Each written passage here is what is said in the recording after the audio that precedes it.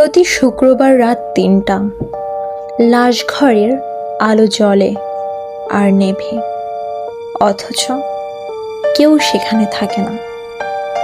আমার নাম অভিজিৎ সেন, পেশায় সাংবাদিক। শহরের পুরনো লাশঘর নিয়ে বহুদিন ধরে নানা গুজব শুনছিলাম। লোকজন বলে প্রতি শুক্রবার রাত ৩টা ১৩ লাশঘরের ভেতরে আলো জ্বলে ওঠে, অথচ তখন দরজা ভেতর থেকেই তালাবদ্ধ থাকে। কেউ কখনো সেখানে ঢুকে কিছু খুঁজে বের করার সাহস দেখায়নি। আমি ঠিক করলাম এই রহস্য আমিই উদ্ঘাটন করব। শুক্রবার রাতে ক্যামেরা হাতে নিয়ে দাঁড়ালাম পুরনো লাশঘরের সামনে। বাতাসে একটা অদ্ভুত গন্ধ, পচা মাংসের মতো। দূরে কুকুর ডাকছে, ঝিঝি পোকার শব্দে চারদিক অদ্ভুত নিস্তব্ধ। ৩টা বাজলো, ৩টা ১৩। হঠাৎই লাশঘরের ভেতরে হালকা নীল আলো জ্বলে উঠল। মনে হলো যেন কেউ একসাথে শতাধিক মোমবাতি জ্বালিয়ে দিয়েছে। আমি এগিয়ে গেলাম, দরজায় হাত রাখতেই সেটা ধীরে ধীরে নিচ থেকে খুলে গেল। ভেতরে ঢুকতেই শির দাঁড়া দিয়ে কাঁপুনি নেমে গেল।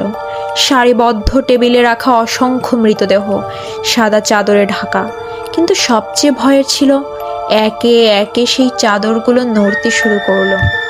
হঠাৎই আমার পেছনে দরজাটা বন্ধ হয়ে গেল। লাশঘরের চারপাশে একসাথে কেমন ফিসফিসানি শুরু হলো।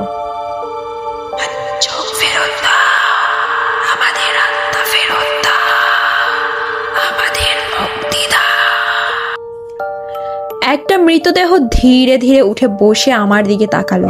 তার চোখের ভেতরে আলো জ্বলছে, কিন্তু সেটা মানুষের চোখের আলো নয়, ওটা অন্ধকারের আলো। ঠিক তখনই আমার ক্যামেরার রেকর্ডিংটা হঠাৎ বন্ধ হয়ে গেল।